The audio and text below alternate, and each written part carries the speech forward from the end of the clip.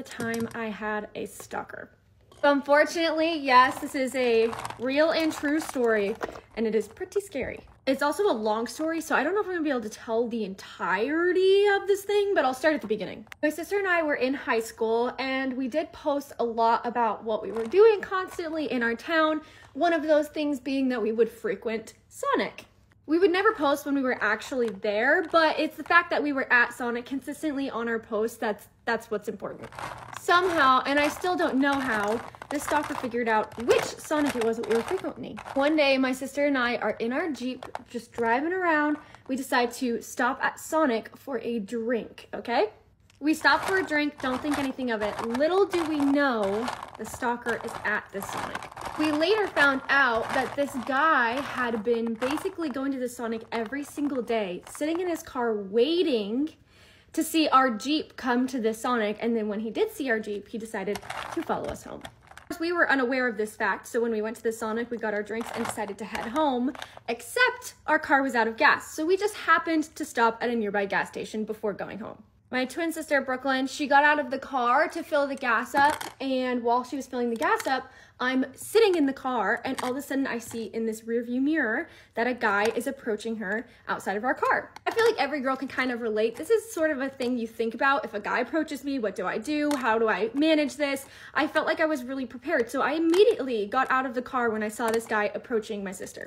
Instantly, the second I saw him outside of our car, I had a really bad feeling, like a sick feeling in my gut and goosebumps all over my arms. And as I got out of the car, this man walks up to us and he introduces himself. I'm not going to say his name, and basically initiates a conversation. First, I thought maybe I had overreacted and this is somebody we should have known or maybe knew about us, and I had just misread the situation. That is until this man decided to tell us how he'd been staking out the Sonic, and when he saw our car, tried to follow us home.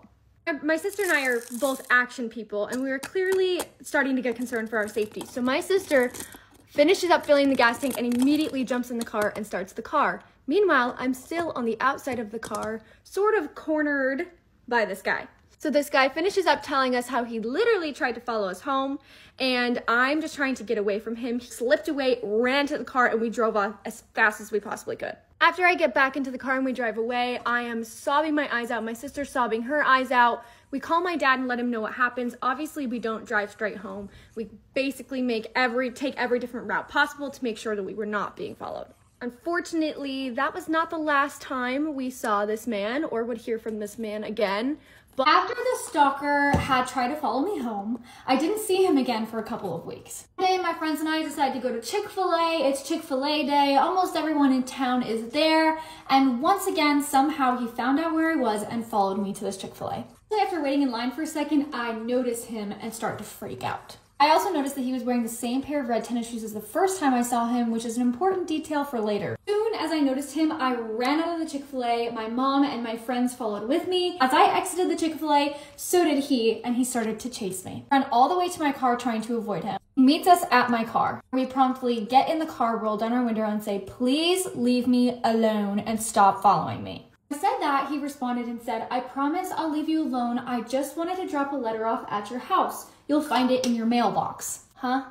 Immediately I questioned him and asked, "How do you know where I live?" He eventually tells us that he ended up paying a large sum of money somewhere on the internet to get my address. That's not creepy. Of course, we take many detours before we head home, but eventually we do get home and check the mailbox, and sure enough, there's a letter from him. The contents of the letter are quite scary, but the summary is that he's basically referencing taking me with him when he take a picture, we send the letter to the police, they receive it, we move on with our lives for a couple of weeks. Actually, that summer, I ended up going on a humanitarian trip, so I was gone for about 3 months. But he didn't know that. I was gone. We weren't aware of it in the moment. We are now. He ended up staking out our house in his car every single night. So while I'm away, not even in the country, he was staking out the house, waiting for my mom's car to leave the building so that he could approach the house and try and talk to me.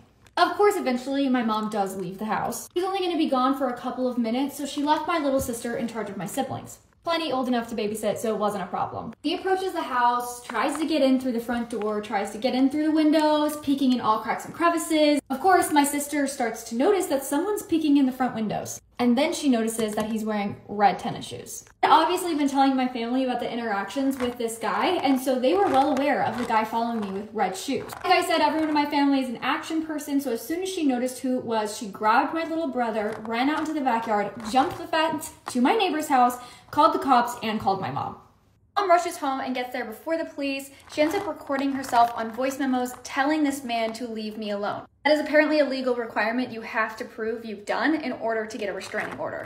He continually tries to tell my mom he just wants to talk to me, he just wants to see me, but he doesn't know that I'm not even in the country. Several months later, when I think all of this is over, I was wrong. One morning, I was walking back from drill team practice from the football field into the high school. When we were walking back into the school, I noticed in my peripheral vision a man with red tennis shoes in the parking lot. And naturally, I was a little bit nervous, but I thought maybe I was overreacting or maybe had just seen things because of what had happened in the past. I told my coach anyway, and she took me straight to the campus police. Remember, this guy was staking at our house, so we knew what his car looked like and also what his license plate was because it was on all of the neighborhood's Ring cameras. As soon as we got to the campus police, I asked them to pull up security footage so we could check to see if it was his car in the parking lot. If it wasn't, then I was just seeing things. You can guess where this is going. Yes, it was in fact his car. I was correct, which means he was technically at my high school. In my peripheral vision, we made eye contact and he smirked at me. But honestly, the memories are pretty hazy. In the security footage, he ended up getting in his car and leaving, so technically there was nothing we could do about it. Fortunately, that was the last time I ever saw or heard from this man. I wish I could wrap it up with a nice pretty little bow at the end of this story, but there isn't one. That is the end of the story. I've never heard from this guy again. I never saw him again, and I hope I never see him again. These are things I learned about embarrassingly late in life in no particular order. I did not know that pickles and cucumbers were the same fruit. I thought they were two completely different things. I didn't know you could just roll up the bottom of your deodorant and you don't have to get a knife and pry out the plastic piece on top. I thought when people told you to bleach your clothes, they literally meant bleach your clothes, and I put white pants in a bucket of bleach overnight and in the morning they were disintegrated. I was 17. I didn't realize what a big deal football is. I thought it was more of a niche thing until I started dating my now husband, and until then I thought that offense and defense were all the same players, and I thought there was so much time between plays because those big linebackers were super obese and they couldn't set up for the next play quickly. This one sounds made up and I honestly wish it was, but I didn't know until I was a teenager that the sun always rises in the east and sets in the west. It's not that I thought it did something else, I just never thought about the sun. I was in my 20s when I found out that tortilla chips are literally made out of tortillas. I thought elk were a slightly larger than average deer until I saw one in person, and then I was like, oh my gosh, those are huge. And then I thought that moose were the size of what elk actually are, and moose are gigantic. I thought narwhals and reindeer were mythical creatures. I thought when they told you to use a pea-sized amount of product that they meant to draw out the letter P with the product, because a pea amount, that's nothing. That wouldn't even cover my 5 head. I didn't realize skyscrapers are called skyscrapers because they scrape the sky. My family has always called the remote controller the changer, and I was way too late in life when I realized that not everyone calls it a changer. I grew up near Washington, D.C., and I thought when they were talking about Washington the state, they were just shortening D.C. to Washington.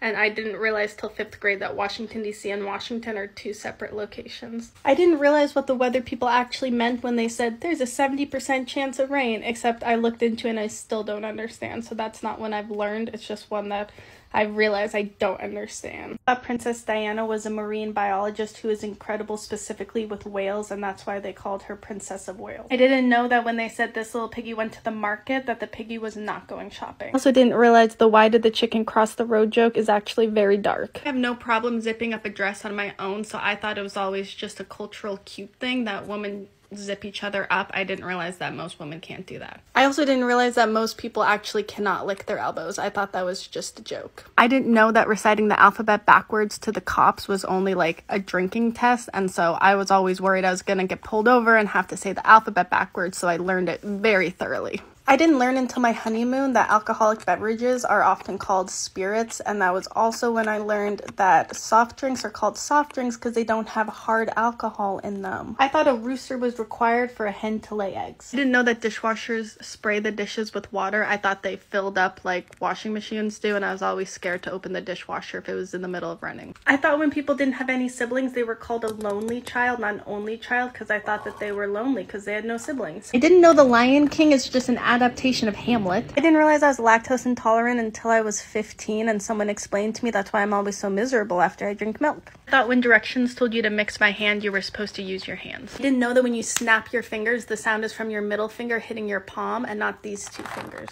I thought when people talked about buying a house with cash, they meant like bringing piles and piles of cash, and I thought that was very inconvenient and didn't know why that would be a pro. For years, I thought Post Malone was black. I didn't know that everyone experienced deja vu, and when I started experiencing, I thought I was slowly developing a superpower. I didn't know that blankets don't produce their own heat. I thought there was something about going number 2 that inherently made your hands dirty, like the act of it released some sort of secretions from your hand, and that's why you had to wash them. I didn't understand in movies when children grew into adults that they were 2 different actors. I thought the movies just had to wait all of those years for the child to grow up. I didn't learn until my 20s that Thanksgiving is always on a Thursday. I have partial face blindness, and I didn't know that acting was a career. I thought you acted in one movie and then people would know you as that character so they wouldn't want to see you in other movies. And the only exception to this I thought was Anne Hathaway, and I thought she was an anomaly because for some reason she was the only person I recognized in more than one movie. I'd never heard of an MLM or pyramid scheme until I found myself in one in my 20s. I didn't know that cars needed oil changes until after I'd owned one for a year. And once I was overdue for an oil change and I was about to go on a cross-country trip, but I forgot, and I drove from Virginia down to North Carolina to pick up my friend. Then we drove down to Florida and all the way to Texas, and then we drove from Texas to Colorado and Colorado to Utah, and that's when I remembered that I never got the oil change. When I was 10, I got in a fight with my Catholic friend because she showed me a picture of her godmother, and I thought that it was the same as a fairy godmother, so I didn't believe her, and I argued with her for hours and told her she was lying to me about having a godmother. I was in college before I realized that the reason why I never liked edamame was because I was eating the entire thing. I also didn't know that you could eat kiwis like an apple, skin and all. I didn't know you were supposed to keep your hands at the 10 and 2 on the steering wheel until my father-in-law, who's an ex-cop, explained this to me a couple of years ago. And once when I got pulled over, my driver's license was in the back seat, and I literally crawled into the trunk of my car. And then when I got back up, the officer was just waiting for me at the window and was like, "What are you doing?" And I said, "Getting my driver's license." And then he said, "Okay." I didn't know there was a reason people said up or down when traveling. I thought you could just pick whichever one you want. Like, are you coming up for the weekend? Are you coming down for the weekend? I didn't know that it was like actually directionally coordinated. I thought if someone had an outie belly button, it's because the doctor didn't cut the umbilical cord close enough to the stomach. This one isn't mine, but I have a friend who's been told her whole life by family, friends, and therapists that she has an addictive personality, and she just now found out what that means, and this whole time she thought that people just were really drawn to her personality, that people really liked it. I thought the Rains Down in Africa song was a hidden gem that I discovered and that no one else knew the song. This one sounds made up, but when I was in college, I was dating this guy and decided to take a nap in his living room, so we turned the lights off and it was super dark, and then at one point he asked me if my eyes were open, and I said, "Yes, why?"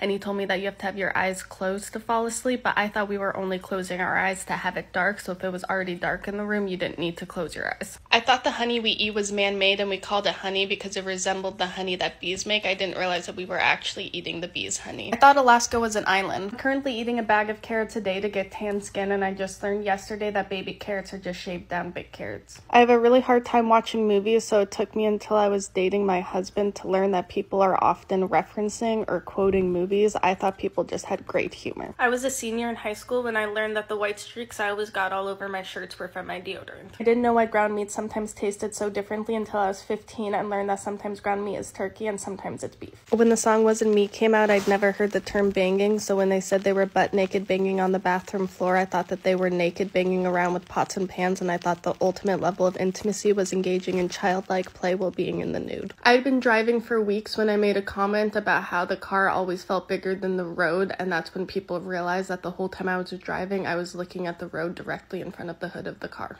I didn't know my toothpaste would work if I didn't get it wet first. I thought every song in a movie was written for that movie. I thought I could add TM to anything and it would automatically mean it was trademarked. Halloween 2020, a friend of mine is looking through her Instagram stories and I look over her shoulder and I see a pretty cute guy on her screen. I make that known. She tells me that she actually thinks that we would be a good match and she encourages me to follow him on Instagram. I follow him on Instagram. Almost immediately, he follows me back and messages me and he says, we have some mutual friends. I don't know you, but you followed me and I think you're really cute.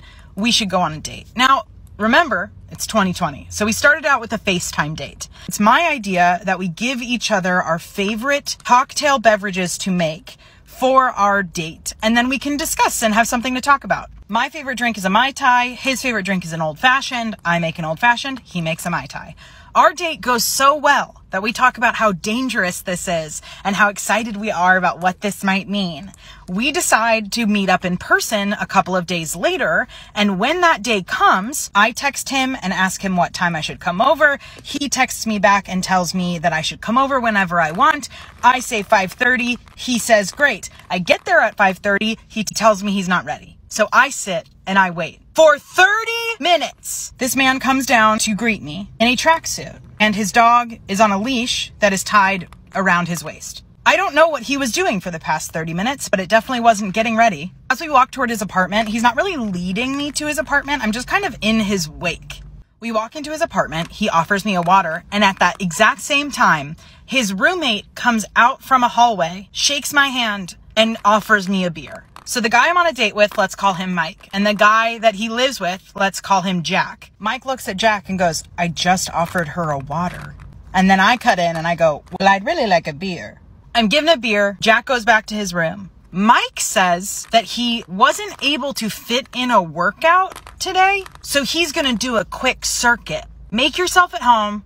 I'm going to do a quick circuit. But first, he puts on Girl Put Your Records On. And he looks at me and he goes, I bet you like this song. Okay. I finally decide to say something because this is just weird enough that I can't take it. So I say, is this your move? Does this usually work on the ladies? He says no, but he keeps working out. And Jack comes back in the room to save the day. Jack sits next to me and starts asking me about myself. So now I'm on a date with Jack. Once Mike finishes his workout, he says, we are going to go walk my dog now. I did not wear shoes for long walks. That doesn't matter though. So we went on a long walk. We get back to the apartment and he decides to show me his bedroom, where he proves to me how soundproof it is. Now this is for voiceover work. Does not compute in a woman's brain the first time meeting someone of the male species. We go into the kitchen. He starts to make me a Mai Tai and he realizes he's out of lime juice. So he says, we are going to Whole Foods, and then starts making a list of all of the things that they need in the apartment. I finally say, I'm not going to Whole Foods with you. I've already waited while you did a workout. I went on a walk with you because you needed to walk your dog. You're just fitting me into your schedule. This is not a date. By this point, because now I'm speaking up, Jack has re-entered the conversation. He is now in the kitchen with us. When I say no to going to Whole Foods, Mike looks at Jack and says, the lady doth protest. I wish I was making that up. Jack is on my side. Jack agrees that taking your date to Whole Foods is crazy nonsense. And so Mike decides that his way of saving the date is to make me dinner. And the dinner that he makes me is a salmon patty from his fridge, which was just his meal prep that he heated up for me. And at this point, I have now had a beer and a Mai Tai without lime juice, and I'm getting a little bit tipsy. I may be Irish and Armenian, but I am a lightweight. So I have no choice but to eat this salmon patty. This man starts looking at me like this.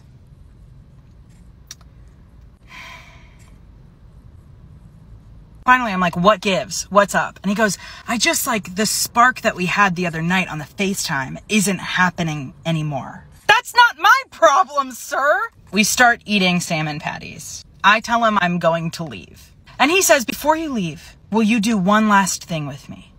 And for some reason, I say yes. He asks me to turn my chair toward him so that we can be eye to eye. And then he says to me, have you heard of Meisner's repetition? And for those of you that don't know, Meisner's repetition is an acting exercise where you pick a phrase and you repeat that one phrase back and forth to each other. So the way he would like to end this first date is by doing an acting exercise.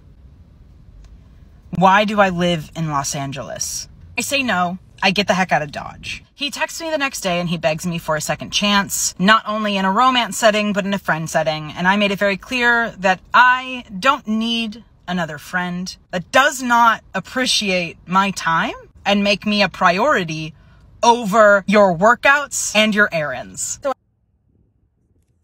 We're going to skip the store-bought pesto and go straight to the crazy where my fiance started hooking up with my stepdad because God said that I had been sent to bring him his second wife. I'll give you a second to process that.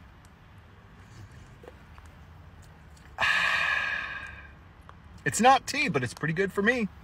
And I'm sure some of you are wondering, he came out the gate with that? No. He started by convincing me that I was crazy. Well, he and her, they were in cahoots together to convince me that I was hallucinating. And that's what I thought I saw or suspected. When your dad and your fiance tell you that you're hallucinating and going crazy, the same thing to do is believe them that, oh, wow, I might be losing it. And to be clear, they went full Lifetime movie on me, moving stuff around, leaving letters from like myself to myself, like the full 9 yards of doing things to make me think that I was losing my mind. Somewhere between me realizing that I broke up and moved out because they couldn't handle my mental problems, by the way, somewhere between that, my parents had asked me to move back in to help them with the bills and so that we could save money, so that we could get our life on the right track because it would be cheaper for everyone involved. Anyhow, somewhere between me realizing I'm not crazy, but I should send him to go double check that message with God because I don't think that's what God sent me for. And everyone else finding out what had happened, because that's what happens when you take your son's ex-fiance on public dates. People tend to notice this.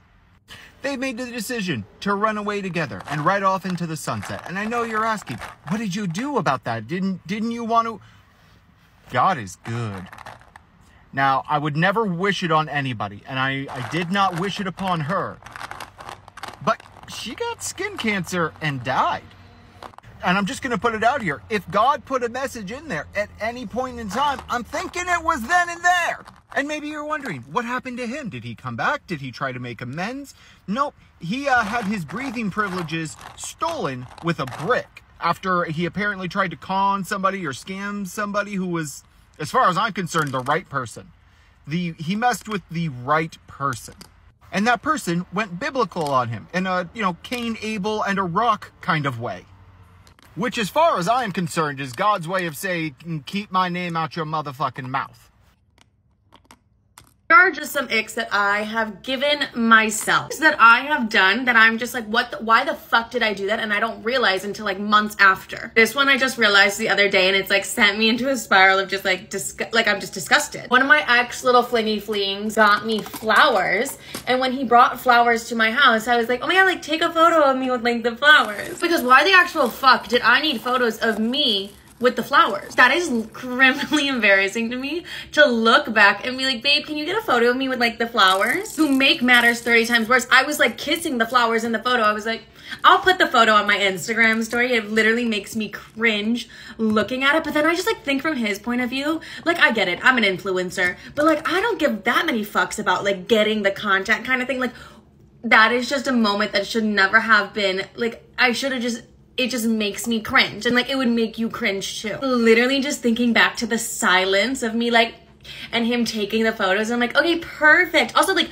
we really didn't know each other that well. I was getting severely love bombed in this situation, so like hence the flowers like week 2, but like that is just so fucking criminal to like look back on, that I had to fucking pose with the flower and then post it. No, and then post it. I made it 30 times worse by posting it. It's giving like weird flex, like, okay, bitch, do your thing. Like weird flex to even post that. The next one I've talked about a lot, but like I'll probably never get over the fact that I've done this. I made my hoe film me driving. I was in LA with my LA hoe, and I just like made him let me drive his car. Does that not sound right? I drove his fucking car, but I was like, I'm deep in my YouTube game. Like I love my YouTube channel, whatever. I love vlogging, posting videos for you guys. So I was like, oh my god, I have to get him vlogging me doing this. Like, oh my god, like this is such good content. Once again, with the weird fucking things that I think are gonna be like such good content, but instead just ick me out in the long term. He goes on my YouTube channel, and like the little snippet is like further down on my TikTok page, but like so fucking criminally embarrassing. And I didn't realize until I was telling Nicole the next day. I was like, yeah, like why did I fucking fucking do that? Like, why did I do that? Issue is, like, I feel like I haven't given a fuck about any of these men. I feel like when I finally give a fuck about, like, a man and I do these cringy things, like, it's actually gonna be so fucking embarrassing. Him, I'm like, oh, I don't even care. Like, it's just my LA hoe. Like, fuck him, whatever. I did then, like, bash him on my podcast for, like, literally no reason. I don't know what I was going through that day, but I decided to take out all my anger on him on my old podcast, whatever, that's such a sidetrack. Wait, but not only did I make him film me, I was like yelling at him the whole time. I was like, get a better fucking angle. Like, I was literally yelling at my hoe. Like, I was like, you're literally just not doing a good enough job vlogging me. Like, no, that is such an ick. Like, that is so fucking embarrassing. Like, that poor man. I actually really don't feel that bad. That hoe I made vlog me driving, he is the same hoe that I made take photos of me while I was ending things with him on my rooftop. So, like, he like gets it, you know? Like, he gets it. I'm just this, like, content crazy bitch. I would have never thought I was. Like, if you had asked me that, I'd be like, oh my God, absolutely not. No, if you ask my ex-flingy flings, I'm making them take fucking photos of me and making, like, them take videos of me. Like, what? They are my personal videographers and photographers, and we love them. The next ick I gave myself, I told this story a really long time ago, is when I was, like, sexting a man that I was, like, talking to, and fully went over to his apartment, got fully naked, and was like, why would you think I would fuck you? As I'm sitting butt-ass naked in his bed, I'm like, wait, like, do you really think I'm about to fuck you right now? Like, are you kidding? Like, why did I gaslight that man so hard? I was like, why would I fuck you? You think you're gonna get it this easy? Mind you, I was literally sexting him like 2 hours prior. The cringe I get just picturing myself putting back on my leggings, being like, yeah, no, we're not doing that. But with the ick I gave myself in that situation, I do feel like my intuition was screaming at me, and she was like, bitch, you can't fuck this loser, like, don't fuck him. So, like, I give myself a pass on that one, but, like, still an ick for me. Me butt-ass naked being like, I'm not that kind of girl. Ew, that deserves fucking prison. Next ick I gave myself is, like, this one man would always be like, I wish you would come cuddle me right now. Ew, and that just is honestly a fucking ick from him. We literally had never even met, and he was like, I really want your cuddles right now. Ew, it's actually grossing me out. But, like, me being like, oh my God, I wish I could no. I'm like, I said it to him. I was like, no, and it's so embarrassing. No, I can't. Like, I literally can't talk about this. Being like, yeah, like, I wish we could cuddle right now. I don't know why that icks me out so bad. I feel like if I actually really liked the man, I would be fine saying that. Yeah, like, come cuddle my ass, bitch. But, like, I genuinely look back and I don't think I liked that man whatsoever. I think I forced myself to like him because I was bored. So just to be like, they want your cuddles. Ew. Honestly, that's not even that icky. It's just, like, the man that I said it to, I'm just like, oh dear God. Next ick I gave myself is my one ex-boyfriend as a whole. Like, looking back on that entire relationship, I'm like, that was a walking fucking ick. Everything I did in that relationship, oh my God. You ever just date someone and you're like, what the fuck was that? Like, what was I doing? And then I just get the ick from myself. I'm like, oh my God, old Livy, that is so icky of you. Wait, this next one, huge ick on my end. The time I told the entire internet, you guys, that I really liked a man just for him to end it 2 days later. Like, talk about, like, a really humbling experience. I will never forget that. I was like, okay, I just told the internet I was in my lover girl era, and, like, he literally ended it. Like, you really couldn't have just waited a week before you told the entire internet that you liked a man? Like, just wait a fucking week, Livy. First thought after he ended things, I was like, well, this is gonna be a really awkward one to tell TikTok, considering the fact that I was just like, oh my God, I'm in my lover girl era. And then it's like, all right, never mind. It's 2 days later and it's fuck these men. Like, that time period in general gives me the ick, because it literally went from being like, give yourself a chance while dating, to like, fuck these men within a week. Within a week, that's what I was posting. Like, one of you bitches could have been like, okay, bitch, you're getting love bombed. Would I have listened? Absolutely not. Those are just some things that I have done that have given me the ick. I personally gave myself the ick. So I literally got jumped at school this weekend. So I'm like, okay, when I come back to school on Monday, I'm going to get my look back. It's two important characters to the story. We're going to name them Rolly and Polly. Me and Rolly and Polly have the same first periods together. And that's kind of how we all know each other. So I usually sit in the front of the classroom, so I'm over here, you know, minding my business, and I hear from the back of me, look at that outfit. Who you talking to? Oh, I know if the shoe fit, don't wear it, but I had a whole pink outfit on. So I'm like, okay, like, I feel like you talk about me because I'm the brightest one in the room. Everybody is wearing, like... So I didn't respond to it at first, but then I started hearing laughing. So I'm like, okay. So I turn around. I'm like, what's so funny? Because, like, what's going on? Like, huh? Go out picking for a fight, but I feel like it just finds me. Only over here talk about something. Okay, and I always talk about you, now what? So, girl, I'm like, okay, you don't want to do that with me, girl. I got 99 jokes for you. So now we start roasting, and we start, like, roasting each other back and forth. So it gets to the point where I stand up. I'm like, okay, like, what's the problem? Like, what's for real? So everybody had to calm me down. They had to calm them down, too, because I don't know what they were on. They was jumping like some jumping jacks. So after the period, and then the teachers had to hold them back so they can talk to the teacher, because I wasn't the one that was doing the most. They was supposed to talk about me first. So I'm like, okay, girl, like, what's really going on? So I'm walking to my second period class, and I'm one of the first people there, and the teacher's not even in the classroom, like, mind you. So it's just me in the back, taking down all the chairs, blah, blah, blah, blah. I'm like, okay. I feel my spidey senses tingling, like, I don't know. I just get kind of paranoid out of nowhere. When I get to my seat, I get to take my seat down. Girl, I hear, I'm like, girl, it's Rowley and Polly, like, storming at me, girl. Like, y'all, it's Dex right here, and she's, like, storming at me. So I pick up my chair that I didn't take down. I'm like, move. Boom. Girl, I threw it at him, girl, but I didn't hold him back because Polly came from around, girl, and just, it was a disaster. So they did what they did, and they hurried up and rushed out the room, girl, when I was on the ground. So I'm like, okay, this is crazy. So now I have to get my look back tomorrow. And you guys